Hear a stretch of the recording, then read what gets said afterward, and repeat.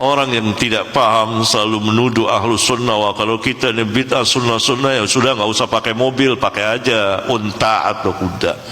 Nah, ini tentu mereka tidak paham, kesian. Itu harus belajar bahwa bid'ah yang dimaksud dalam agama kan kaitan ini jelas. Kalau mereka baca hadis dengan insaf, pelan kemarahan itu. Assalamualaikum warahmatullahi wabarakatuh. Alhamdulillah kawan-kawan, kembali lagi kita di channel Mbot Official. Di video kali ini kita akan mendengarkan nasihat dari Ustadz Nuruddin. Kajian dari Ustadz Nuruddin tentang perkara yang senantiasa diulang-ulang, tentang perkara yang sangat sederhana, tetapi Salafi Wahabi terus-terusan salah dalam memahami perkara ini, yaitu mengenai perkara bid'ah. Perkara yang sangat sederhana akan dijelaskan oleh Ustadz Nuruddin, tetapi ya begitulah namanya Salafi Wahabi, mereka tetap tidak akan memahami perkara yang sangat sederhana ini. Kawan-kawan semua, kajian ini sangat penting untuk kita simak. Semoga apa yang kita dengar bermanfaat bagi diri kita sehingga kita bisa menyampaikan kepada keluarga kita. Mari kita simak video ini sampai akhir. Sebelumnya kita mengulas persoalan pentingnya bermazhab dalam agama. Kita katakan sebelumnya bahwa mazhab itu bukan celah untuk memecah belah. Mazhab itu berbeda-beda sebagai konsekuensi dari pemahaman ulama muslim yang juga berbeda-beda. Jadi bukan bertujuan untuk mengkotak-kotakan, memecah belah, apalagi memunculkan spirit permusuhan di kalangan kaum muslim. Mazhab Asy'ari secara khusus, seperti yang sudah kita paparkan, punya keistimewaan, di mana dia bisa menjadi payung bagi semua aliran Islam yang berbeda-beda itu. Karena dia punya prinsip tidak mengkafirkan ahlul qiblah. Betapapun berbeda pandangan dengan aliran-aliran lain, Syiah, Salafiyah, Mu'tazilah, Murji'ah, Qadariyah, Jabriyah, dan lain-lain, mazhab Asy'ari bisa menjadi payung bersama kaum muslim karena dia tidak mengkafirkan sesama orang beriman. Nah, secara spesifik malam hari ini Bapak Ibu sekalian, kita akan mengulas satu aliran dalam Islam yang sayangnya seringkali menjadi salah satu pemicu permusuhan yang tersulut di kalangan kaum muslim. Tentu dengan seluruh penghormatan kita kepada siapapun yang terafiliasi dengan aliran ini. Kita menghormati semua muslim. Semua muslim itu terhormat di sisi Allah Subhanahu wa taala. Karena itu kita sebagai muslim dituntut juga untuk menghormati semuanya. Selama ada syahadat asyhadu alla ilaha illallah wa asyhadu anna muhammadar rasulullah, maka dia adalah manusia yang terhormat. Maka disebutkan oleh Imam Abul Hasan Syazili, seandainya cahaya iman seorang muslim itu disingkap, laghatta nura syams, kata beliau. Niscaya itu cahaya bisa mengalahkan cahaya matahari, saking terang benderangnya. Tentu tidak terlihat di mata kita, tapi di mata Allah itu sangat berharga. Iman yang terpatri di dalam hati kita itu. Tapi yang salah harus kita katakan salah. Yang bermasalah harus kita buktikan di mana titik permasalahannya. Bukan berarti kita ingin menyulut permusuhan dengan siapapun. Tidak. Tradisi mengkritik, tradisi membuktikan kesalahan, penyimpangan, itu hal yang lumrah. Ulama-ulama terdahulu menunjukkan itu. Daripada kita mencaci maki, menuduh ini ustadz sunnah, ini ustadz bid'ah, ya kan? Mending kita kalau tidak setuju itu, kita sampaikan argumentasi, dalil, referensinya apa, selesai. Setelah itu kita semua bersaudara. Saya dulu pernah tidak setuju dengan pendapat salah seorang profesor Indonesia yang sekarang mengajar di Amerika. Karena dia punya pandangan-pandangan yang dalam hemat saya itu destruktif, artinya agak merusak. Dia meragukan keotentikan Al-Quran, meragukan keotentikan sirah Nabi Muhammad Sallallahu Alaihi Wasallam. Bilang mukjizat Nabi itu hanya sebatas mitos. Kemudian dan pandangan-pandangan lain. Sebagai orang terdidik, saya buat buku, 3 buku bahkan khusus mengkritik pemikiran orang ini. Karena itulah keteladanan yang ditampilkan oleh para ulama kita kalau kita tidak setuju dengan pendapat seseorang ataupun sebuah kelompok. Dan saya mengajak kaum muslim yang memang terdidik ketika tidak setuju, Salafi tidak setuju dengan pendapat Asy'ari, Asy'ari tidak setuju dengan pendapat Salafi, hal yang biasa. Itu kayaknya nggak bakal bisa disatu-satuin, Pak. Biarin aja. Orang Islam tuh beda-beda. Orang Syiah nggak bakal bisa itu dikompromikan pandangan dengan orang Ahlus Sunnah. Udah pasti beda. Kelompok Salafi yang seringkali menyesatkan atau memandang sesat praktek keagamaan yang tidak sesuai dengan ajaran para gurunya, itu nggak bisa didamaikan dengan ajaran kita yang berbeda dengan ajaran mereka. Perbedaan hal yang biasa, tapi mari kita sikapi dengan cara yang lebih dewasa. Tidak setuju dengan sebuah pandangan, sampaikan pandangan sebaliknya seperti apa. Tanpa harus ada caci maki, karena sibabul muslim fusuk, wa qitaluhu kufur, kata Nabi SAW. Mencaci maki seorang muslim itu adalah kefasikan. Ini luar biasa. Ini kalau orang-orang yang bilang kami mengikuti salaf, kami mengikuti salafus soleh. Yang diikuti apanya itu? Kalau seandainya masih suka caci maki sesama muslim, yang diikuti apanya? Nabi bilang mencaci maki sesama muslim itu kefasikan. Ya kan? Kadang-kadang kita lupa, Pak. Orang-orang yang suka bilang, ayo kita kembali kepada ajaran salaf, kembali apanya dulu? Akhlaknya tuh nggak ditiru gitu loh. Akhlak bagaimana mengayomi, membuka jalan kebenaran bagi kelompok lain. Itu juga akhlak salaf yang kadang-kadang nggak ditiru oleh orang-orang yang mengaku sebagai kelompok salafi. Baik, saya tidak tahu harus dari mana memulai karena ini waktunya terbatas saya kira sampai Isya ya. Tapi insya Allah kita akan meng-highlight beberapa isu yang sangat penting untuk kita bahas. Pertama, Bapak Ibu sekalian, Islam itu agama yang universal. Artinya berlaku kepada semua manusia di setiap waktu dan tempat tanpa ada batasan. Itulah keistimewaan ajaran Islam yang dibawa oleh Nabi Muhammad SAW. Sampai hari kiamat kita nggak perlu Nabi baru lagi. Konsekuensinya, karena Islam ini agama sepanjang zaman, dan zaman terus menerus berubah, sudah pasti itu. Zaman Nabi beda dengan zaman kita, 20 tahun yang akan datang mungkin ada perkembangan zaman lagi. Karena itu para ulama memproduksi atau melahirkan metode keilmuan yang bisa kita jadikan pegangan agar kita tetap beragama sebagaimana mestinya. Agama ini kan ketika bersentuhan dengan budaya yang berbeda, dia harus bisa berdamai. Mana budaya yang cocok, mana budaya yang sesat, kan kira-kira begitu.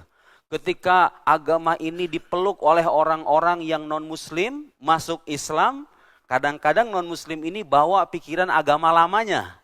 Muncul aliran-aliran aneh, harus diluruskan tuh. Mana yang kira-kira masih otentik, mana yang sudah menyimpang. Nah, kita sudah hidup pada zaman nabinya sudah tidak ada. Al-Quran dan Sunnah diwariskan kepada kita. Kita nggak bisa memahaminya langsung, para ulama muslim lah yang kemudian memberikan penjelasan. Bagaimana caranya memahami Quran dan Sunnah dengan cara yang tepat itu. Agama Islam ini agama universal, berlaku sepanjang zaman, dan Al-Quranul Karim yang 30 juz itu punya karakter, Pak, bahasanya itu multitafsir.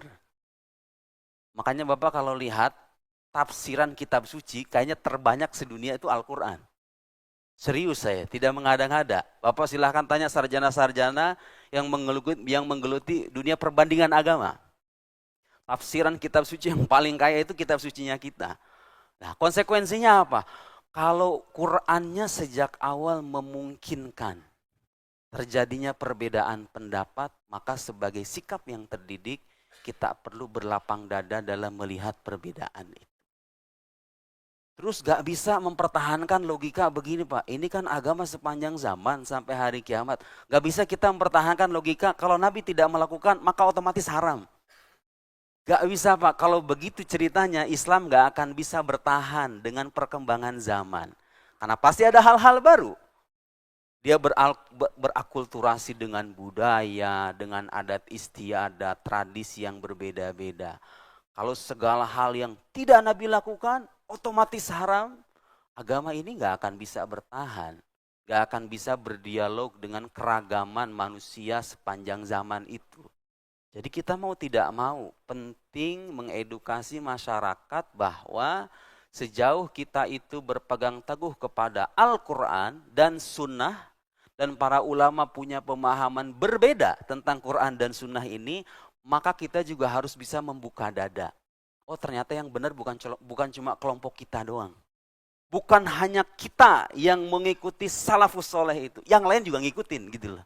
Jadi penting Pak. Nah, logika yang dibangun oleh sebagian saudara-saudara kita dari kelompok salafi, dengan seluruh penghormatan kita kepada mereka, seringkali logika semacam itu. Bahwa kitalah yang paling ideal dalam mengikuti salafus soleh, yang lain menyimpang semua. Label-label sunnah, ini kajian sunnah, ini masjid sunnah, ini masjid bid'ah. Paling sunnah, saya tidak tahu MRBJ labelnya apa tuh. Bid'ah apa sunnah itu Pak? Tapi itu kenyataan Pak. Nah, saya mau bawa, sebelum saya baca ini, saya bawa buku dari Jerman, judulnya ini nih. Understanding Salafism. Sesekali bawa buku yang bahasa Inggris nggak apa-apa ya Pak ya. Saya kalau di MRBJ itu ngerasa kayak di kampus, jadi bawa referensi. Kalau di sebagian tempat kan pengajian tuh ya udah informasi-informasi umum aja gitu loh. Kalau MRBJ itu kayaknya orangnya pada serius, saya juga serius. Akhirnya kita mau tidak mau serius juga dalam menyajikan referensi. Ini mantan salafi Pak, mantan salafi. Yasir Qodhi ini mantan salafi, ngarang buku setebal hampir 700 halaman. Ya. Oh enggak, hampir 600 halaman. Yasir Qodhi ini. Bisa searching. Dia banyak ceramah-ceramahnya digandrungi sama orang-orang Eropa, orang-orang Barat. Dia mantan salafi. Artinya udah nggak jadi salafi lagi kalau mantan kan. Tapi ada kritikannya yang saya kira-kira cocok untuk mengoreksi cara berpikir kaum salafi. Di mana mereka seringkali berprinsip bahwa atau bersikap bahwa kitalah yang mengikuti generasi salaf, yang lain tidak. Nah, nanti saya akan buktikan ke Bapak Ibu sekalian bahwa membentuk golongan namanya salafi itu nggak ada di zaman Nabi. Jadi itu bid'ah Pak sebetulnya. Ya kan, harus fair kita. Karena mereka sering bilang, ini kan nggak ada di zaman Nabi. Ini kan nggak pernah dipraktekkan sama Nabi. Ini kan nggak ada di zamannya sahabat. Nah, kita punya pertanyaan sangat sederhana. Memang ada ya di zaman sahabat golongan namanya salafi, yang ini ngikuti salaf, yang ini enggak. Itu ada nggak Pak? Ternyata tidak ada Pak. Jadi pembentukan golongan namanya salafi, mohon maaf itu bid'ah juga sebetulnya. Kalau memang kita harus konsisten, segala hal yang tidak Nabi lakukan adalah bid'ah yang tercela. Banyak sekali bid'ah-bid'ah yang kita jumpai dalam agama kita kalau begitu Pak. Di zaman Nabi itu Pak, kalau Nabi bilang sabda, Nabi bersabda sallallahu alaihi wasallam, sahabat tuh nggak perlu memverifikasi ini sabdanya sahih atau enggak, ya kan? Kan Nabinya yang ngomong langsung. Kita ini hidup 14 abad setelah beliau, muncullah sabda-sabda yang dipalsukan. Orang bilang ini kata Nabi, padahal Nabi nggak pernah ngomong kayak gitu. Ada pemalsu-pemalsu hadis. Muncullah satu disiplin ilmu namanya mustalahul hadis. Itu ilmu dibuat supaya kita bisa memfilter mana sabda Nabi yang beneran, mana yang bohongan. Kan kira-kira begitu. Itu bid'ah itu Pak. Kenapa itu harus ada? Kenapa itu harus ada? Tuntutan zaman. Di zaman sahabat belum ada tuntutan bikin ilmu namanya mustalahul hadis. Untuk membedakan ini sabda Nabi, ini bukan sabda Nabi. Orang Nabinya aja hidup sama mereka kok. Itu bid'ah. Dan dipakai juga sama mereka. Buktinya apa? Mereka sering bilang ini hadis sahih, ini hadis hasan, ini hadis maudhu, ini hadis dhaif. Tahu dari mana Anda itu hadis dhaif? Itu pakai bid'ah itu Pak. Menilai ini hadis sahih, ini hasan, ini dhaif itu pakai bid'ah. Bid'ah namanya mustalahul hadis karena ilmu itu nggak ada di zaman Nabi. Dimunculkan sama ulama belakangan. Tajwid Al-Quran. Gak ada pembahasan di zaman Nabi namanya idgham, idhar, ikhfa, ini 2, ini 5. Yang ada itu prakteknya aja. Tapi diteoritisasinya itu belakangan. Mushaf Al-Quran, itu dalil paling nyata itu. Kalau bagi orang-orang yang bilang, kalau Nabi nggak melakukan, saya nggak mau melakukan. Ya sudah, baca Quran jangan pakai mushaf kalau begitu. Karena Nabi nggak baca Quran dengan mushaf. Nabi tidak baca Al-Quran dengan mushaf.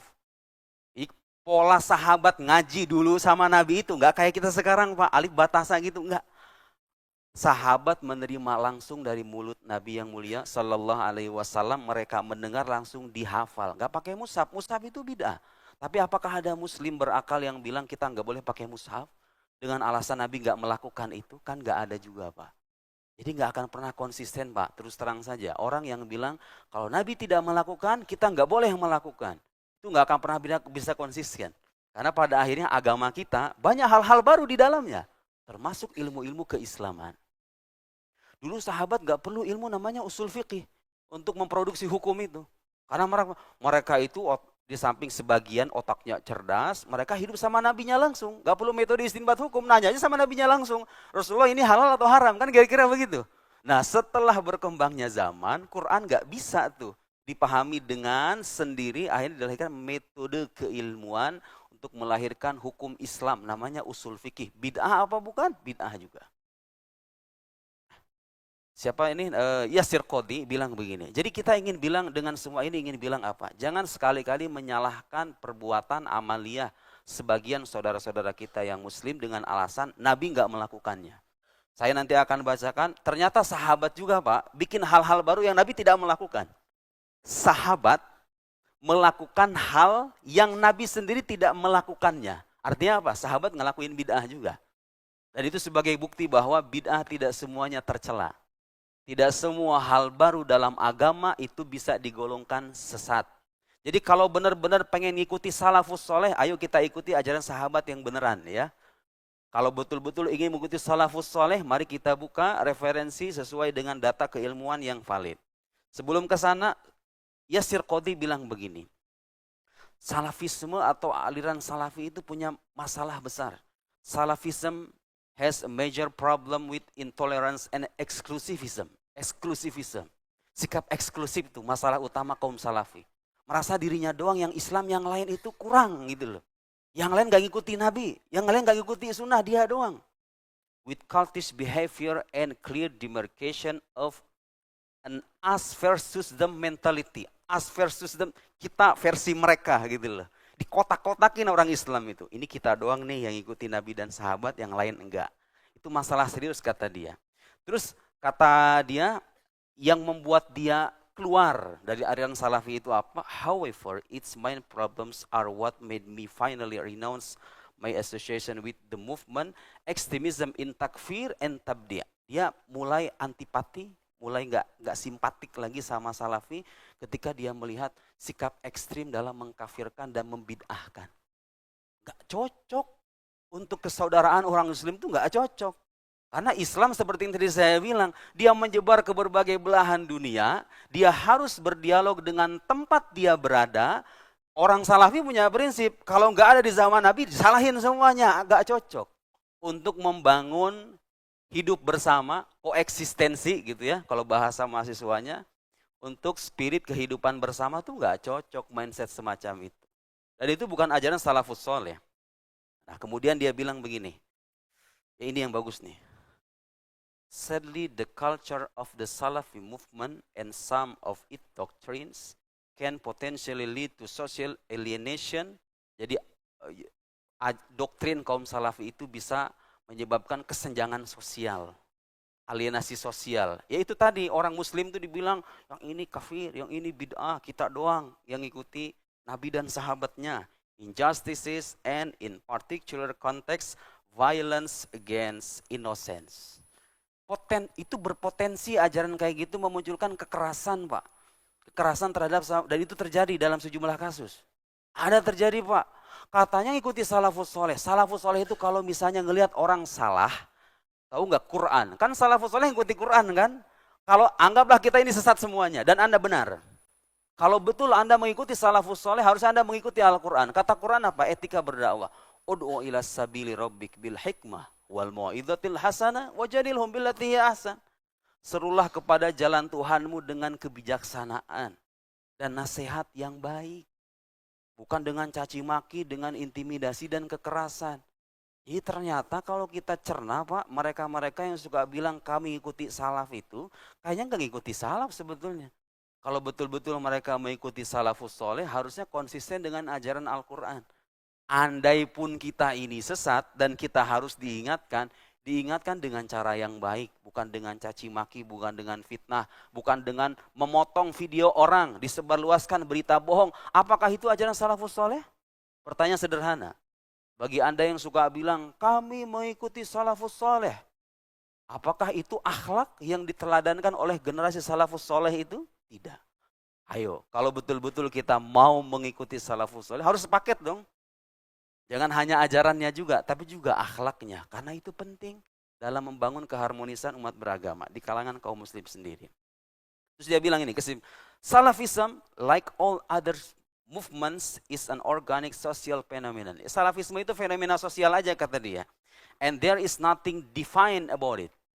Gak ada yang sakral, gak ada yang suci. Ya semuanya pendapat manusia gitu loh pada akhirnya. Gak usah ngaku-ngaku inilah Islam yang sesungguhnya. Pada akhirnya Anda itu yang suka bilang, ayo kembali kepada Al-Quran dan Sunnah. Ternyata ujung-ujungnya hanya meminta kita mengikuti pendapatnya Ibnu Taimiyah juga. Ternyata bukan Quran dan Sunnah yang asli juga pada akhirnya. Pendapat ulama mereka juga. So apa bedanya dengan kita yang mengikuti Imam Syafi'i, Imam Ahmad, Imam Malik, Imam Abul Hasan al-Ash'ari, Imam Abu Mansur al-Maturidi. Sama-sama mengikuti ulama. Kenapa Anda mengatakan yang ini benar, yang ini salah, padahal yang lain juga punya argumen kebenarannya. Makanya dia bilang, terakhir dia bilang, nasihat saya kata dia nih yang sudah keluar dari dia ini punya lecture punya muhadharah, punya pengajian gitu ya, yang mensyarah kitab-kitab kaum salafi. Yasir Qadhi ini. Nah, setelah dia berkelana gitu ya, menganalisa apa problem dari aliran ini, dia bilang gini, my advice to those who choose to remain in the movement is to understand that others whom they oppose can be just as sincere and just as certain of their interpretation and can have just as solid and well-constructed arguments as Salafis themselves believe they do. Intinya begini kata dia, nasihat saya, cobalah itu kaum Salafi itu, ketika melihat kaum muslim yang berbeda aliran itu, coba Anda itu berusaha berpikir bahwa orang lain juga punya argumen yang tidak kalah kuat dari aliran Anda gitu loh. Orang lain punya dalil, Anda juga punya dalil. Artinya apa? Dia mengajak, bagus nih, ajakan untuk bersikap dewasa. Selama aliran lain, apapun itu mazhab, ormasnya, kalau mereka punya dalil, kata dia, ayo saya mengajak kaum salafi supaya meninggalkan cara berpikir semacam itu. Karena toh pada akhirnya mereka sendiri tidak konsisten Pak. Kalau betul-betul mereka itu mengikuti salafus saleh dalam arti plek ketiplek, nggak boleh ada hal baru, nggak akan bisa konsisten pada akhirnya. Saya kira ini penting karena ini salah satu pemicu kerisuhan dan kerusuhan yang terjadi dalam tubuh kaum muslim. Sebenarnya saya yakin di MRBJ terpampang mazhab Asy'ari, Maturidi. Kalau orang salafi datang sholat ke sini, kira-kira kita tolak atau tidak Pak? Enggak. Ahlan wa sahlan, Anda muslim, saya muslim. Jadi kita ini, saya di Al-Azhar diajarkan mazhab akidah Asy'ari itu sama sekali tidak mengeksklusi. Ada eksklusi itu apa artinya? Tidak menyingkirkan gitu loh. Kamu bukan aliran saya, sono keluar. Enggak begitu. Kita hanya bilang ada penyimpangan-penyimpangan dalam aliran Anda. That's it, selesai udah. Penyimpangan itu kita kritik di mimbar akademik, kita selesai. Saya punya referensi, Anda punya referensi, ayo kita. Anda punya kemampuan mengarang buku, saya ngarang buku, berdebat secara intelektual, bagus kan? Habis itu sholat berjamaah, Allahu Akbar di belakang, kan indah itu.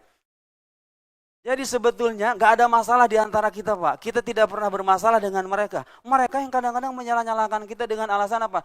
Kita nggak ngikuti sunnah katanya. Lalu kita ngikuti apa dong kalau begitu? Kalau kita nggak ngikuti sunnah, kita ngikuti apa pada akhirnya? Ikuti setan maksudnya, ikuti iblis. Kita mengikuti Nabi, kita mengikuti salafus soleh dan tidak perlu diragukan. Jadi mohon maaf, kadang-kadang saudara-saudara kita ini lebih mengedepankan buruk sangka kepada sama muslim. mengira yang lain itu nggak taat sama sunnah, terus mereka doang yang taat sunnah. Pertanyaan saya sederhana saja, itu akhlak salafus soleh emang kayak gitu ya? Kalau betul-betul ikuti salafus emang kayak gitu ya? Akhlak salafus soleh itu ya? Saya kira itu penting. Nah, yang menarik Bapak Ibu sekalian, tadi saya ngomong, mendirikan aliran namanya salafi. Kan mereka bilang, Nabi tidak sering banget tuh kita disalah-salahin tuh amaliyah kita itu dengan alasan di zaman sahabat nggak ada, di zaman Nabi nggak ada. Ayo, mau nggak konsisten dengan prinsip itu? Mendirikan aliran namanya salafi itu juga nggak pernah ada dalam sejarah kaum muslim. Salaf itu nggak pernah ada. Sambil bilang yang ini salaf, yang itu sesat, nggak ada tuh kayak gitu. Saya bacakan sekarang, tadi dari barat sekarang ke timur.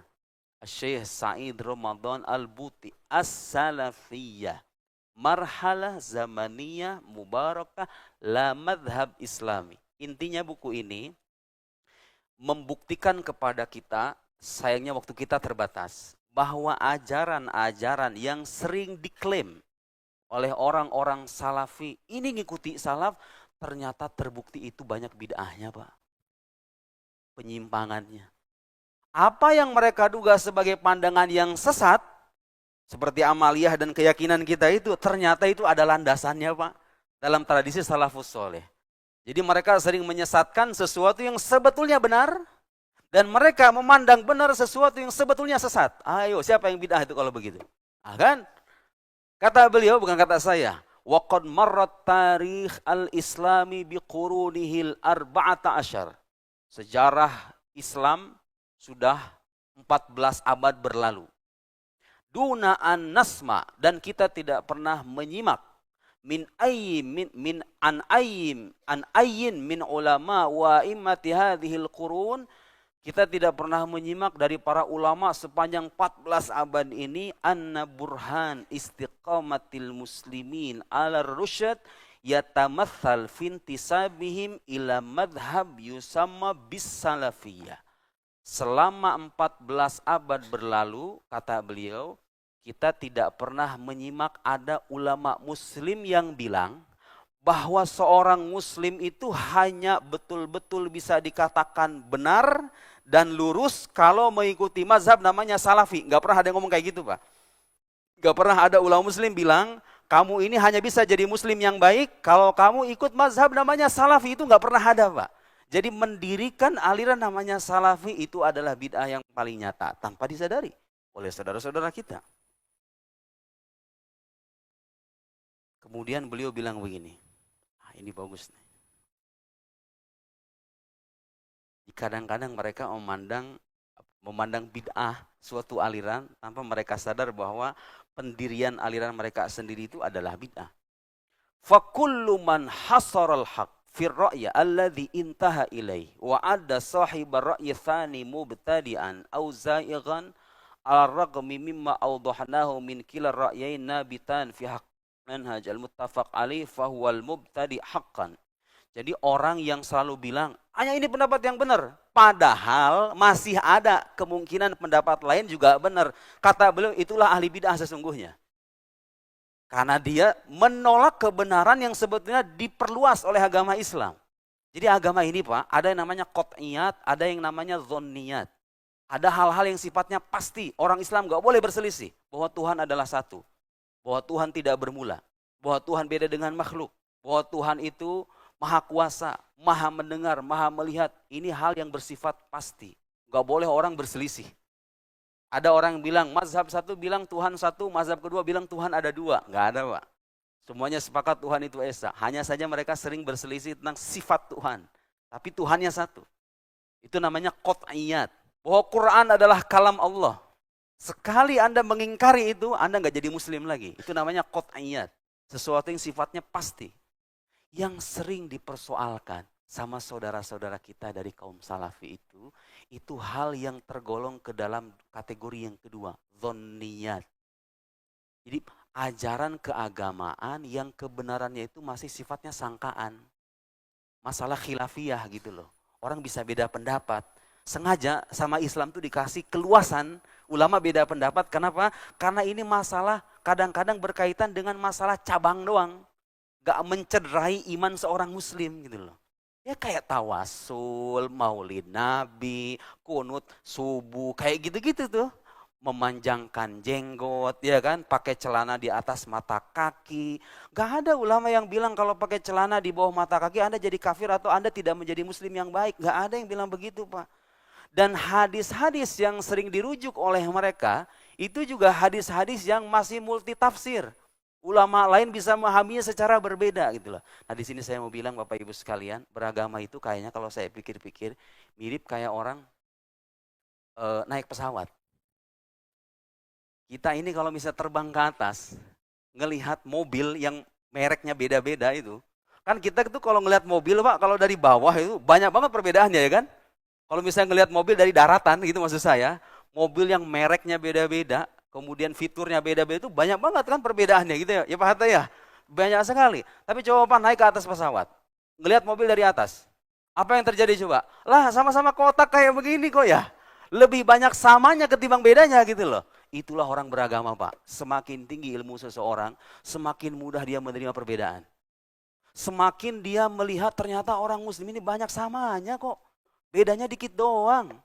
Itu kalau dia betul-betul punya pemahaman keagamaan yang matang. Nah berarti kalau begitu apa Pak? Orang-orang yang dikit-dikit menyalah-nyalahkan, menyesat-nyesatkan, apalagi tanpa alasan, hanya karena bertentangan dengan pendapat gurunya, itu mirip kayak orang yang berada di daratan itu. Belum pernah naik pesawat dia. Ngajinya di daratan doang, gak pernah naik pesawat. Coba sekali ajak naik pesawat itu Pak. Ternyata yang samanya lebih banyak kaum muslim itu. Perasaan ini masjid, sama aja, ternyata gitu-gitu juga masjid itu. Tapi pas ngelihat ke dalam, banyak bedanya ini masjid. Ya itulah beragama. Semakin dalam wawasan seorang ulama, semakin terbuka dia dengan perbedaan pendapat yang berbeda dengan mazhabnya. Tapi semakin sempit wawasan seseorang, semakin mudah dia mengingkari pemikiran dari mazhab yang lain. Itu yang terjadi Pak. Berarti kalau gitu PR-nya apa? Kalau kita mau terhindar dari aliran semacam itu tuh, yang eksklusif itu, ya mau tidak mau harus memperbanyak wawasan. Ternyata Islam itu luas ya. Ternyata nggak bisa kita bilang mazhab ini doang yang benar, yang lain juga ada benarnya juga. Saya sering dibilang, padahal saya ini hanya mengikuti apa yang disampaikan sama guru-guru saya di Al-Azhar Pak.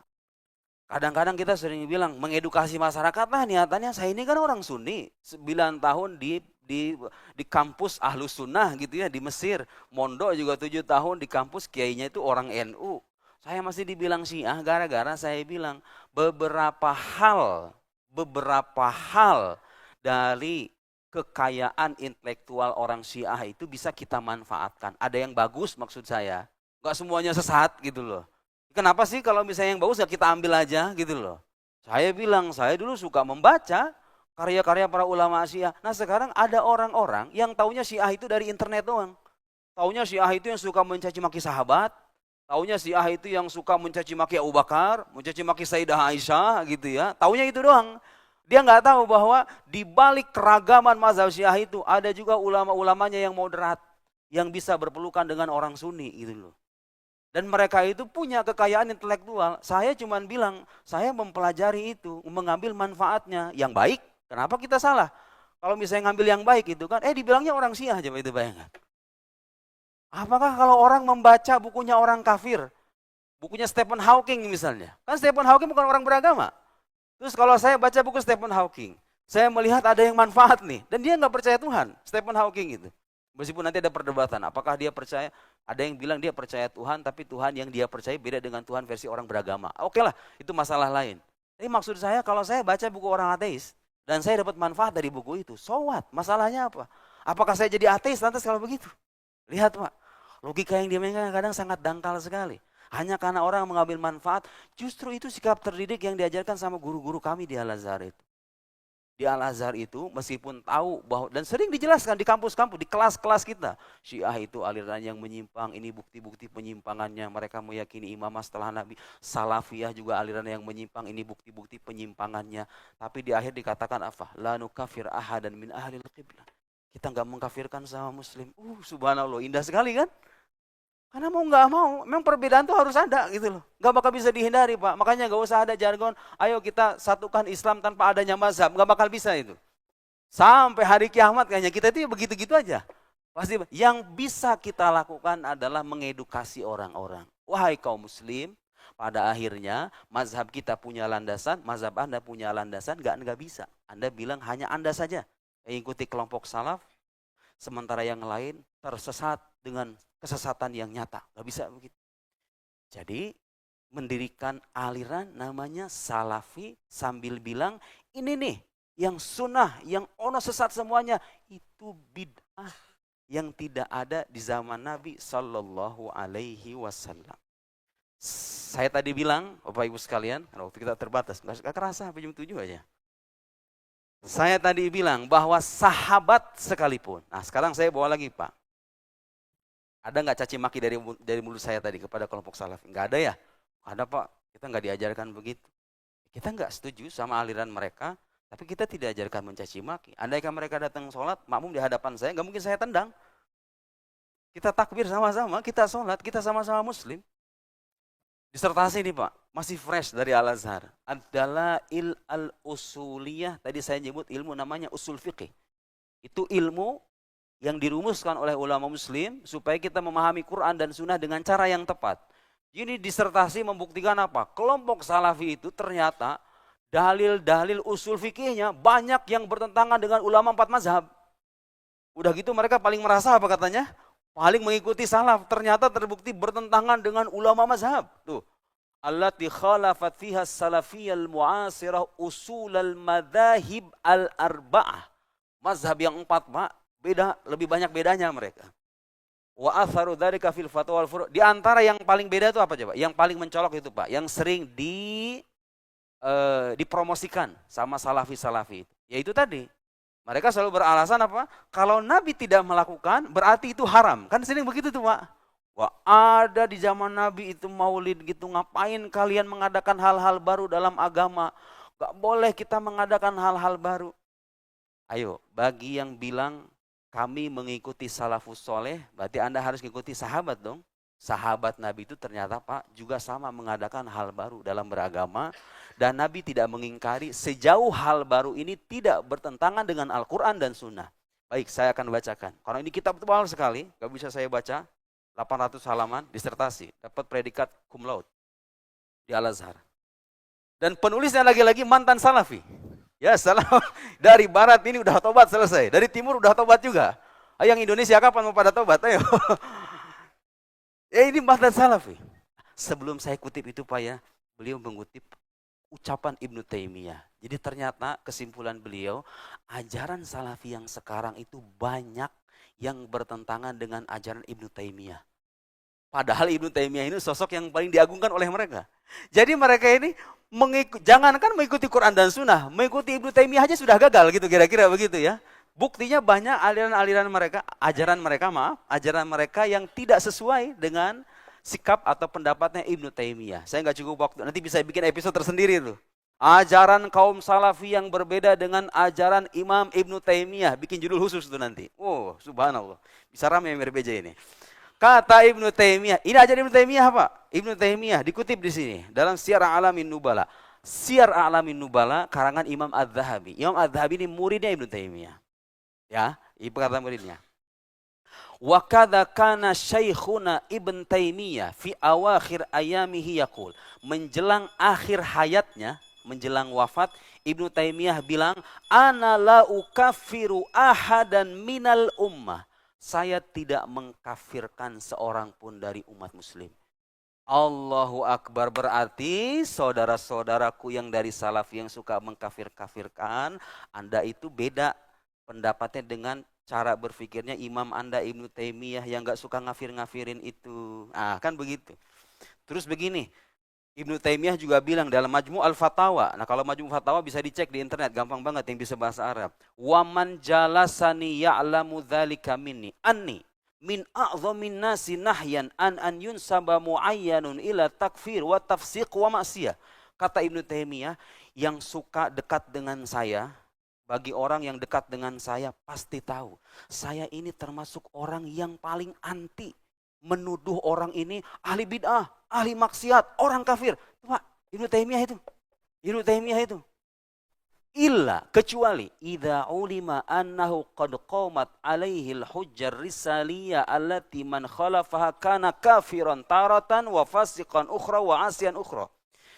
Beliau itu baru mengkafirkan kalau sudah terbukti secara nyata dan tegas bahwa orang ini menyelisihi Al-Quran, menyelisihi sunnah, mengingkari hal yang pokok dalam agama, baru. Itu pun gak dikafirkan orangnya, dikafirkan tuh pikirannya, bukan orangnya. Ajarannya siapa ini? Ibnu Taimiyah. Ibnu Taimiyah termasuk orang yang paling tidak suka buru-buru menuduh orang lain ahli bid'ah, kafir, musyrik, dan lain-lain. Lihat, ada nusus Ibnu Taimiyah. Yang mau saya bahas bukan itu, tapi praktek sahabat Nabi itu kadang-kadang melakukan sesuatu dalam ibadah. Dalam ibadah. Karena mereka sering bilang tuh, dalam ibadah kita nggak boleh ngada-ngada, ya kan? Kalau Nabi nggak melakukan, kita juga nggak boleh. Kata siapa? Nih, Sayyiduna Bilal bin Rabah. Bilal bin Rabah, muadzinur Rasul, muadzinus sama, muadzinnya Nabi SAW. Hadisnya sahih dalam Sahih Bukhari. Disebutkan anna Nabiyya SAW qala li Bilal inda salatil fajar. Waktu sholat subuh Nabi pernah nanya sama Bilal. Ya Bilal, wahai Bilal. Hadithni bi arja amalin amil tahu fil Islam. Bilal, kabari aku, kasih tahu aku. Apa amalan yang paling engkau harapkan untuk mendapatkan keridhaan Allah? Apa amalan yang sering engkau lakukan untuk mengharapkan keridhaan Allah itu? Kata Nabi, kira-kira begitu ya. Kalau mau terjemahkan secara bebas. Karena kata Nabi apa? Fa inni sami'tu daffana 'alaik baina yaday fil jannah. Bilal, aku mendengar suara detukan sandalmu di sorga. Kata Nabi, Bilal, kamu selama ini amal solehnya apa sih? Kira-kira begitu Pak, nanya sama Bilal. Kok aku mendengar suara sandalmu itu di sorga? Karena Nabi dapat wahyu Pak, beda sama kita. Gak usah heran gitu, kok bisa ngedengar gitu? Nabi dapat wahyu, disingkapkan hal gaib kepada beliau. Beliau mendengar suara sendalnya Sayyiduna Bilal bin Rabah terdengar oleh Nabi sudah ada di sorga. Suara sendalnya doang. Nabi penasaran, apa amalan solehmu Bilal? Kira-kira begitu. Kata Bilal apa? Ma'amil tu amalan arja indi anilam atatohar tuhuran fi sa'ati laili bersuci. Saya ini selalu sholat. Habis wudhu itu langsung sholat. Dan Nabi gak mencontohkan itu. Artinya apa? Sayyidina Bilal bikin bid'ah ini. Nabinya tidak melakukan. Kebiasaan Bilal, kalau habis wudhu, ada namanya sholat syukrul wudhu. Sholat syukril wudhu itu kita sholat sunnah 2 rakaat Pak. Sebagai tanda syukur kita setelah bersuci gitu loh. Nabinya gak melakukan, Bilal melakukan. Kalau mau mengikuti logika kaum salafi, harusnya Nabi bilang, Bilal, itu kau melakukan sesuatu yang tidak aku contohkan. Jangan lakukan itu lagi, itu bid'ah Bilal, kan begitu. Ternyata Nabi tidak melakukan itu Pak. Artinya apa? Dari hadis ini kita tahu bahwa selama hal baru itu bukan sesuatu yang bertentangan dengan Al-Quran dan Sunnah atau punya dasar. Apa salahnya sholat sunnah ya kan? Seperti halnya kita mengadakan maulid, nisfu Sya'ban, Isra Mi'raj, dan lain-lain. Dan banyak sekali praktek-praktek keagamaan sebetulnya dipraktekkan juga sama saudara kita kaum salafi. Khutbah Jumat bahasa Indonesia, nggak ada di zaman Nabi Sallallahu Alaihi Wasallam. Kalau betul-betul mengikuti zaman Nabi, nggak boleh itu pakai bahasa Indonesia, kan begitu kira-kira.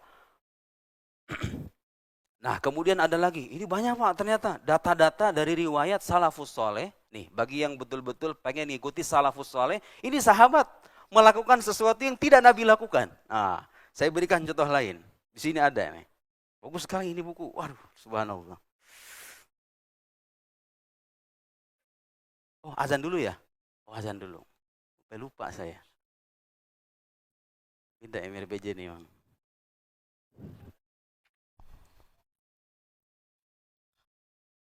Allahu Akbar, Allahu Akbar. Allahu Akbar, Allahu Akbar. Asyhadu an la ilaha illallah.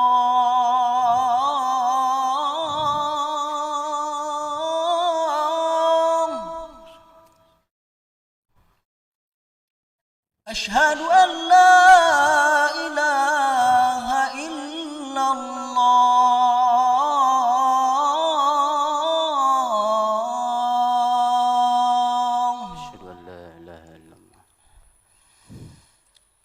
أشهد أن محمد رسول الله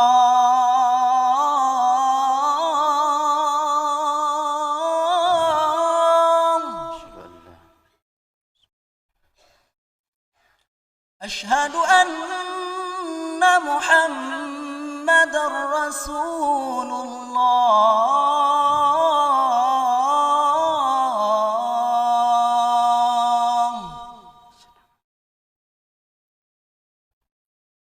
حي على الصلاة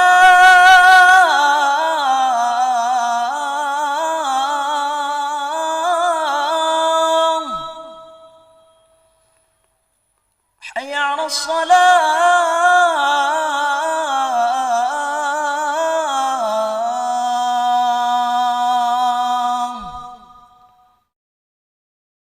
حي على الفلاح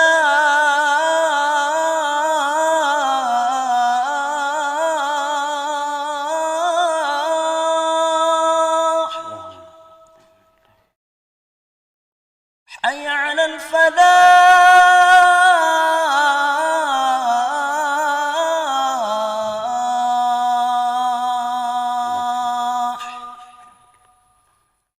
الله أكبر الله أكبر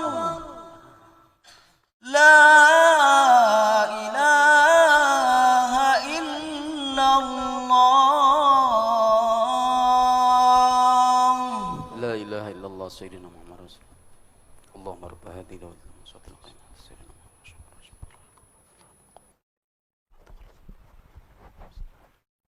Satu lagi Pak, contoh. Pernah Rasulullah itu mengutus seorang sahabat ke suatu medan perang, ada sebuah pasukan di sana, dia ngimami sahabat yang lain sholat. Terus selesai sholat, di setiap selesai rokaat, di akhir rokaat, bacanya itu kulhu terus menerus. Kulhu Allahu ahad, terus menerus itu. Nah, dia mengkhususkan surat kulhu Allahu ahad di setiap rokaat sholat. Nabi nggak pernah melakukan itu. Kemudian ada orang ngasih laporan ke Nabi bahwa yang bersangkutan tuh kalau selesai sholat setiap rakaat bacanya kulhu mulu, gitu kira-kira begitu.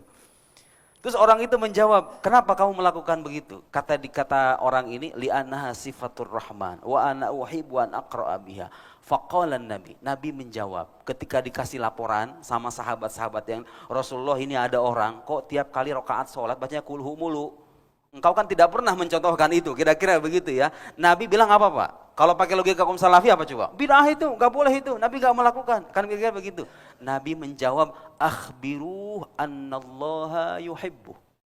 Kasih kabar orang itu, Allah mencintainya. Bikin hal baru dia dalam sholat. Karena ini hal baru yang tidak bertentangan Bapak Ibu sekalian dengan Al-Quran dan Sunnah. Jadi Islam ini agama yang luas. Sering dipersempit oleh orang-orang yang wawasannya terbatas. Bagus sekali itu kutipan itu. Islam ini agama yang luas. Sering dipersempit oleh orang-orang yang wawasannya terbatas. Betul tidak Pak? Kira-kira begitulah. Ada lagi contoh. Suatu ketika Nabi sholat bersama sahabat yang lain. Ketika Nabi bangun dari rukunya, beliau berucap, Sami Allahu liman hamidah. Dalam hadis Sahih Bukhari, hadis Sahih. Bukan hadis dhaif ini.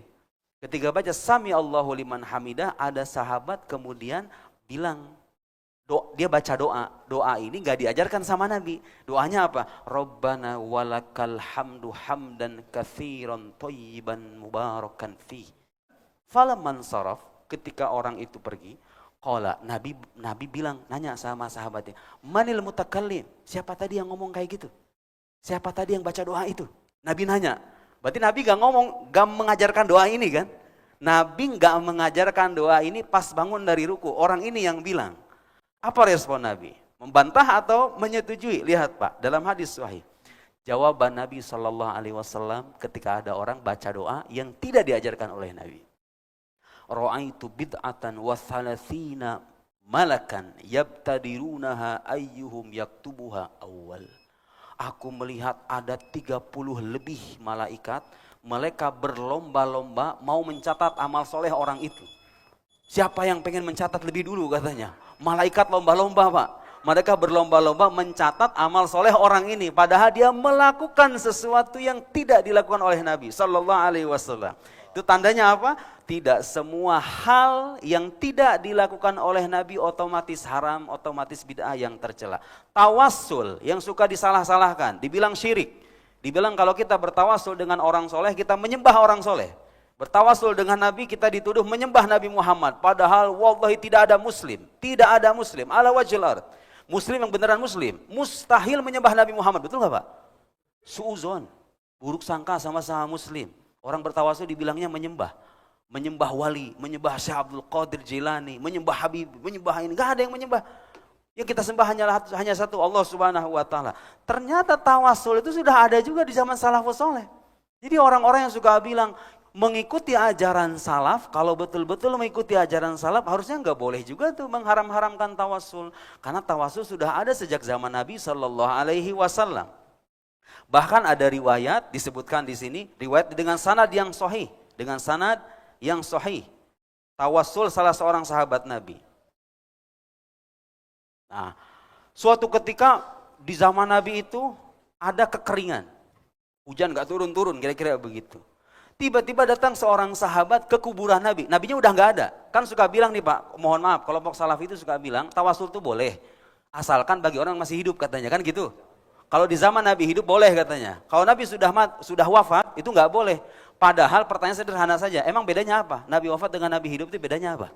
Emang kalau misalnya orang wafat itu mati beneran ya? Kalau orang wafat itu apa artinya dia nggak punya kehidupan? Akidah Islam sepanjang zaman bilang bahwa orang yang mati itu bukannya mati beneran 100% nggak ada kehidupan. Mereka pindah alam. Jadi hidup nggak apa orang mati itu? Hidup. Para aulia, orang-orang soleh, para syuhada, apalagi Nabi Muhammad. Orang-orang yang mati syahid dalam Quran disebutkan wala tahsabannalladzina qutilu fisabilillahi amwata bal ahya. Mereka itu hidup. Orang-orang yang mati syahid hidup, apalagi imamnya orang-orang yang mati syahid Nabi Muhammad sallallahu alaihi wasallam. Jadi sama aja hidupnya Nabi dengan wafatnya Nabi itu ya sama. Kalau tawassul ketika Nabi hidup diperbolehkan karena mereka tahu ada hadis sahih di mana seorang sahabat yang matanya buta bertawassul dengan Nabi Muhammad, kata mereka apa? Ya, itu tawassul ketika nabinya masih hidup. Nah, sekarang saya mau bilang, ketika nabinya sudah wafat, sahabat masih tawassul sama Nabi. Nih Pak, hadisnya sahih. Akhraja Ibn Abi Syaibah wal Baihaqi bi isnadin sahih. Di kitabnya ya, As-Siratul Mustaqim fi Bayan Madhabil Muhaddisin fi Martabah Saminal Mafahi. Dan riwayat begini gampang dicek di Maktabah Syamilah sekarang, gampang sekali. Kalau yang bilang, ini Nuruddin cuma ngutip dari gurunya doang, cek aja sekarang di internet itu, di kitabnya guru Anda ada atau tidak? Asoban nas qahtun fi zamani Umar. Di zaman Sayyidina Umar terjadi kekeringan. Faja'a rajul ila qabrin Nabi. Datang seorang sahabat ke kuburan Nabi sallallahu alaihi wasallam, ziarah kubur tuh, sahabat juga ziarah kubur. Faqala ya Rasulullah, wahai Rasulullah. Kalau pakai logika kaum salafi Pak, kenapa enggak langsung kepada Allah aja katanya? Kan gitu ya? Ya Allah, ya Allah. Ini sahabat Pak. Sahabat, ya Rasulullah, wahai Rasulullah.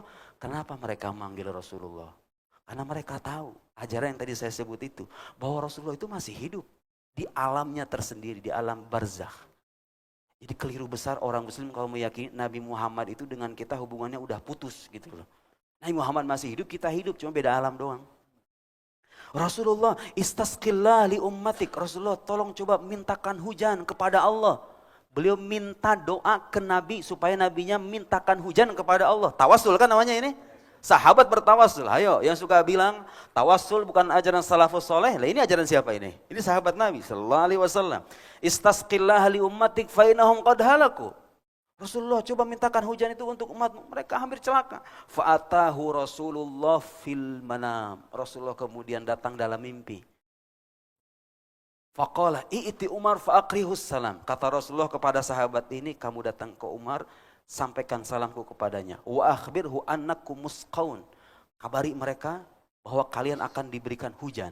Kata Nabi dalam mimpi. Wa qul lahu alaikal kais al-kais fa'atrajul Umar fa akhbara fabaka Umar. Orang itu datang ke Sayyidina Umar, Umar kemudian menangis. Kalau orang zaman sekarang bilangnya apa? Oh, kamu khurafat ini, kamu dongeng semua ini. Kan begitu Pak kira-kira ya? Umar apa? Menangis Pak, karena tahu Nabi Muhammad itu yang beneran ada. Gak mati, beliau itu hidup di alam barzah dengan sisi ruhaniyahnya, bukan dengan jasadnya. Umar kemudian menangis, summaqal ya Rob ma'alu illa ma'ajastu minhu. Dan ini hadis begini, gak cuma satu Pak. Ternyata praktek yang suka disalah-salahin, mohon maaf, oleh kelompok salafi itu ada dasarnya ternyata. Berarti kalau begitu siapa yang bikin bid'ah dong? Yang bikin bid'ah beneran itu adalah orang yang bilang segala hal yang Nabi tinggalkan maka otomatis haram. Segala hal yang tidak Nabi lakukan otomatis haram, otomatis bid'ah. Saya mau nanya dalilnya dari mana itu? Karena Quran menyebutkan wa ma atakumur rasulu fakhudhu wa ma nahakum anhu fantahu. Yang diajarkan, yang diperintahkan oleh Nabi kalian ambil, manahaitukum anhu fajtanibu wa ma amartukum bihi fa'tu minhu mastata'tu. Kata Nabi apa? Yang aku larang tinggalkan. Yang aku larang tinggalkan. Kalau Nabi melarang kita maulid atau tidak? Tidak. Nabi melarang kita merayakan nisfu Sya'ban, tidak melarang. Isra Mi'raj tidak melarang, tahlilan tidak melarang. Nabi bilang apa yang aku larang tinggalkan, apa yang aku perintahkan lakukan semampunya. Nabi nggak bilang, apa yang tidak aku lakukan, kalian nggak boleh melakukan. Nabi nggak bilang begitu. Berarti orang yang bilang, segala hal yang tidak Nabi lakukan otomatis haram, itu bikin bid'ah beneran tuh kayak begitu. Itu bid'ah yang sesungguhnya kayak begitu. Kan nggak ada dalilnya. Coba Pak, itu kasih ajukan pertanyaan itu sama orang-orang yang suka membidah-bidahkan. Ada nggak dalil, Quran, Sunnah, yang bilang bahwa kalau Nabi tidak melakukan otomatis haram? Tidak ada. Berarti siapakah pemilik bid'ah yang sesungguhnya? Allahu a'lam bis-shawab. Ya? Oh ada pertanyaan. Bapak Belum Ibu, selesai saya sebetulnya. Ya, mohon maaf Bapak Ibu, minta izin waktu 5-10 menit lagi. Mudah-mudahan dengan mengunduran waktu ini tidak termasuk bid'ah Ustaz. Bid'ah. Karena saya mengulur-ulur waktu tidak termasuk bid'ah, mohon juga penjelasan Ustaz. Bagaimana? Kira-kira masih ada pertanyaan buat memuaskan jamaah untuk bertanya. Satu dari kemarin beberapa jamaah menginginkan pertanyaan-pertanyaan 1-2 untuk diajukan ke Ustadz. Bolehkah Ustadz? Ya Pak Ustadz. Tafadhol, Mbak. Assalamualaikum warahmatullahi wabarakatuh. Waalaikumsalam. Pak Ustadz, baru-baru ini teman saya yang sama jamaah di masjid kami, saya sedih juga. Dia kan ajaran salafi ya. Ketika saya ngobrol aja mengenai zikir setelah sholat. Padahal kan yang saya tahu ajaran mereka tuh panjang. Bacaannya panjang walaupun dia tidak mau bersamaan zikirnya dan doa bersama. Nah, dengan saya obrolan gitu aja dia langsung terus menghindar dari saya, tidak berkomunikasi lagi sama saya. Kemudian yang saya nggak habis pikir, mereka teman-teman sahabat kita yang ajaran salafi itu kan kalau sholat di masjid umum, di situ kan ada kunut, kemudian zikir bersama dan doa bersama. Menurut mereka kan itu kan bid'ah. Tapi saya nggak habis pikir kok dia selalu jamaah dan ikutin imam yang ahli bid'ah gitu Pak Ustadz. Dia ngikut setiap hari. Tapi ketika setelah sholat zikirnya dia nggak bersamaan dan doa nggak bersama. Padahal itu menurut dia bid'ah. Di situ juga ada sholawatan gitu. Nggak habis pikir. Nah, yang saya tanyakan Pak Ustadz, awal ceritanya gimana sih bisa ada ajaran Sunni gitu, kemudian Syiah, Salafi, awal ceritanya gimana? Kemudian pada akhirnya mungkin Pak Ustadz bisa menerka gak? Kenapa Allah sampai ada ajaran-ajaran seperti ini sehingga Muslim yang satu dan Muslim yang lain saling menjauh gitu Pak Ustadz? Terima kasih Ustadz. Assalamualaikum warahmatullahi wabarakatuh. Waalaikumsalam. Mungkin bukan kita yang pengen menjauh ya Pak ya? Ya. Mereka suka ngejauh-jauhin kita ya kan? Mungkin Itu biar melengkapi Ustaz, mungkin kedangkalan pengetahuan itu apakah Iya. yang menyebabkan Iya. itu bermasalah sekalian, tapi menyempurnakan pertanyaan Bapak tadi Ustaz. Iya. Tafadhol Ustaz. Iya. Jadi sebetulnya Pak, itu akarnya tuh sama. Mereka itu bilang bahwa segala hal baru yang tidak ada di zaman Nabi itu nggak boleh dilakuin kan gitu. Nah Bapak, makanya tadi saya ngasih contoh-contoh tuh. Bener nggak kayak gitu? Bener nggak kalau Nabi nggak melakukan? Nabi kalau selesai sholat sama sahabatnya nggak salaman-salaman tuh, ya kan? Terus kita salaman boleh nggak? Nah ulama ngasih penjelasan begini, bid'ah itu ada dua macam. Itu Itu yang paling fair bagi saya. Bukan bagi saya, mohon maaf. Bagi kita Ahlussunnah wal Jamaah. Karena itu tadi, logikanya nggak make sense saja gitu loh. Agama sepanjang zaman, kok bisa-bisanya ada ajaran, kalau nabinya nggak melakukan otomatis haram. Lah ini agama akan berkembang sepanjang zaman, berakulturasi, bercampur dengan budaya yang beragam. Yang paling fair adalah kita bilang, hal baru itu ada yang bagus, ada yang tercela. Yang bagus, yang ada dasar, zikir itu kan apa salahnya sih dengan berzikir? Coba itu bayangkan. Sebetulnya kalau bicara dalil Pak, Bapak nanya kayak begitu, saya udah dapat referensinya tuh. Kalau mau kita baca dalil. Sebetulnya masalah mereka itu bukan nggak ada dalil Pak. Pertama mereka tidak paham apa itu dalil. Kedua mereka sering mempersempit makna dalil. Dan yang ketiga, tadi boleh jadi terjadi, mereka nggak tahu sama sekali apa itu dalil. Begitu kan? Dan yang terakhir saya tertarik dengan komentar salah seorang ulama dari Habib Ali Jifri. Beliau bilang, aliran ekstrim itu sebetulnya kata beliau, masalah utama mereka itu bukan masalah ini. Bukan masalah soal dalil atau tidak ada dalil. Masalah psikologis kayak gitu. Ada orang-orang yang mentalnya rusak Pak. Nemu aliran kayak gini, merasa benar sendiri. Kan ada tuh orang-orang mentalnya kayak gitu tuh. Dia nggak mau berbagi kebenaran dengan orang lain gitu loh. Ada tuh Pak. Kalau istilah orang Sunda itu hawak gitu loh. Hawak itu apa ya istilahnya? Maruk. Ada kan orang punya mental maruk gitu loh. Surga itu kayak milik dia doang gitu loh. Terus ada orang-orang yang ketika, itu biasanya jadi korban tuh orang-orang punya semangat keagamaan tinggi, dia pengen nyari Islam yang otentik. Nyari Islam yang orisinil nih. Nyari Islam yang ke nabinya langsung. Terlihat jargon-jargon itu menjanjikan kan. Yang Nabi nggak lakukan, kita nggak mau melakukan. Padahal mereka nggak akan pernah konsisten dengan itu gitu loh. Nah jawabannya, untuk hal semacam itu pakai tasbih, zikir berjamaah, dan lain-lain semacamnya. Selama itu punya pijakan dalam syariat, maka itu diperbolehkan. Tapi kalau itu bertentangan dengan Al-Quran dan Sunnah, dibuat ajaran baru nih. Mengatasnamakan agama Islam. Misalnya nanti orang punya proyeksi, ayo kita Indonesia ini agamanya banyak. Kita ini masyarakat yang plural. Kita bikin aja praktek ibadah yang semuanya digabung-gabung tuh. Praktek agama Kristen sama Islam digabungin jadi satu. Gerakan sholatnya diganti. Inilah agama Islam yang modern misalnya. Ada orang bikin kajian kayak gitu tuh. Itu baru bidah tuh. Ngotak-ngatik sesuatu yang sudah mapan nih, yang sudah tetap dalam agama, ibadah mahdhah. Adapun mau baca zikir, baca dalailul khairat, mau berjamaah, mau sendiri, itu semuanya tidak bertentangan. Apa yang bertentangan dengan Al-Quran dan Sunnah? Paling jauh mereka hanya bilang Nabi tidak melakukan itu. Tapi kan tadi saya bilang Pak, tidak semua yang tidak Nabi lakukan otomatis haram. Makanya penting tuh Pak. Makanya penting itu menegaskan bahwa hal yang tidak dilakukan oleh Nabi itu tidak selamanya haram. Tidak selamanya dosa, tidak selamanya bid'ah. Ibnu Hajar al-Asqalani, tadi Bapak, kalau nanya sama Ibnu Hajar beda tentu dengan kita ya. Ibnu Hajar punya Fathul Bari 14 jilid Syarah Sahih Bukhari.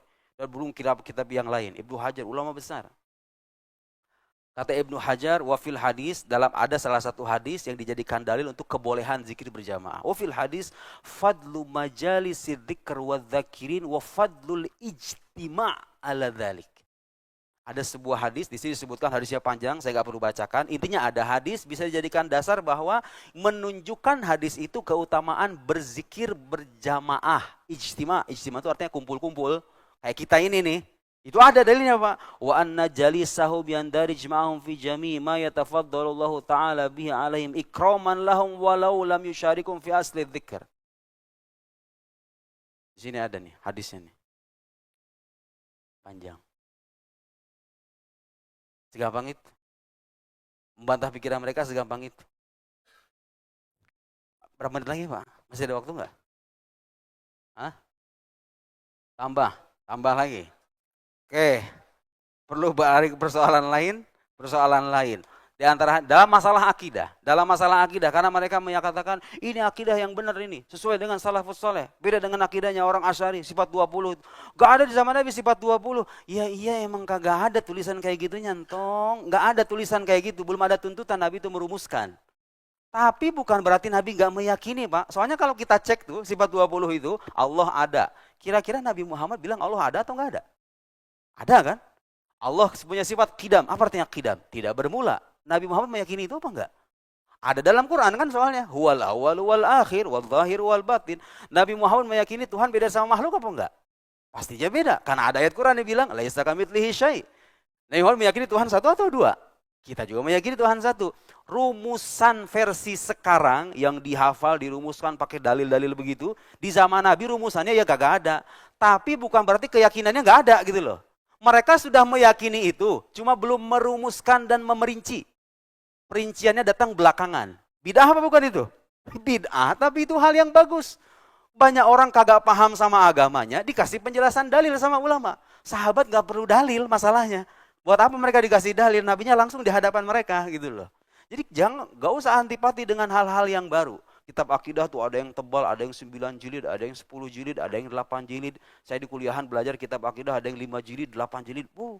Yang dibahas gak cuma akidah doang, tapi dalil-dalil yang mengokohkan akidah itu. Mereka sering bilang, kita kan mengatakan bahwa Allah itu tidak bertempat, gitu kan Pak? Dan mereka sering bilang itu bertentangan dengan akidah salafus soleh. Bagi mereka Allah itu bertempat. Harus itu adalah tempat. Saya bawa kitab nih. Ini mah ditunjukin aja, dipamerin aja ya. Ibnu Taimiyah yang bilang bahwa Allah itu duduk, seperti hanya keyakinan kaum salafi, karena meyakini Ar-Rahman 'alal 'arsy istawa. Allah yang maha pengasih istawa. Orang salafi bilang istawa bimana istaqarra, duduk. Lihat Pak, ini yang ngarang orang Mekah. Di Universitas Ummul Qura. Salah satu universitas yang di dalamnya sebagian ulamanya ada yang beraliran Wahabi, ya kan? Beliau bilang nih, Ibnu Taimiyah itu pandangannya dalam masalah itu menyelisih, ini baca Pak, inda akthar min tis'in imaman. Menyelisih 90 imam. 90 ulama besar pendapatnya berbeda dengan pendapat Ibnu Taimiyah. Lihat Pak, yang bilang Ibnu Taimiyah gitu salafus soleh ini nih, Syarif Hatim Al-Auni, ulama besar. Saya nggak cukup waktu untuk membahasnya, tapi intinya mazhab Ahlus Sunnah ketika berkata Allah istawa, maknanya bukan duduk, istawa dengan makna yang kita nggak tahu. Ada juga yang mentakwil istawa dalam arti menguasai dan lain-lain. Nah, saya ingin bilang bahwa akidah yang mengatakan Allah tidak bertempat ternyata sudah ada juga di akidah salafus soleh. Imam Ali bin Abi Thalib, menantunya Nabi, sepupunya Nabi, bilang apa? Kanallahu wala makan. Allah ada dan tanpa tempat. Sayyidina Ali. Itu bukan akidahnya orang Asy'ari doang. Akidahnya sahabat itu memang Allah dikatakan Allah tidak punya tempat. Karena tempat itu makhluk, sementara Allah ada sebelum adanya makhluk. Mustahil Tuhan yang maha agung tidak butuh kepada makhluknya. Saya sampai batuk. Mustahil bertempat, karena kebertempatan mengharuskan Tuhan itu butuh kepada makhluknya. Kata Sayyidina Ali, kanallahu ala makan. Allah ada tanpa adanya tempat.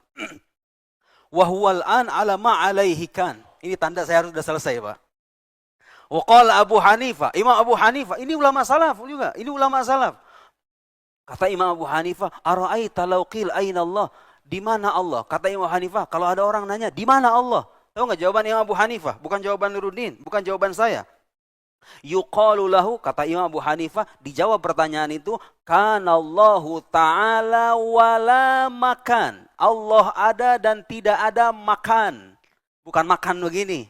Makan dalam arti tempat. Tidak ada tempat. Allah tidak bertempat. Akidahnya Imam Abu Hanifah. Akidahnya Sayyidina Ali bin Abi Thalib. Diwariskan turun-temurun untuk akidah kayak gitu. Emang yang beda sendiri itu yang ono gitu loh. Saya juga heran, akidah sepanjang zaman itu bilang begitu. Imam Syafi'i, salafus soleh juga kan. Innahu ta'ala kana wala makan. Allah Ta'ala itu ada dan tidak bertempat. Fa khalaqal makan, dialah yang menciptakan tempat. Wa huwa ala sifatil azaliyah kama kana qabla khalqihil makan. Dia memiliki sifat yang azali sebelum dia mengadakan tempat. Wala yajuz alaihi taghyir fi dzati. Walhasil Bapak Ibu sekalian, inilah salah satu atau beberapa bukti yang bisa kita paparkan bahwa orang-orang yang mengatakan kami pengikut salafus soleh, ternyata ajaran-ajarannya banyak bertentangan dengan salafus soleh. Sekian. Wassalamualaikum warahmatullahi wabarakatuh. Alhamdulillah kawan-kawan, itulah tadi kajian beberapa nasihat penting yang disampaikan oleh Ustadz Nuruddin. Perkara yang sangat sederhana tetapi yang jarang difahami oleh Salafi Wahabi. Terima kasih yang sudah menonton video ini. Silahkan share. Assalamualaikum warahmatullahi wabarakatuh.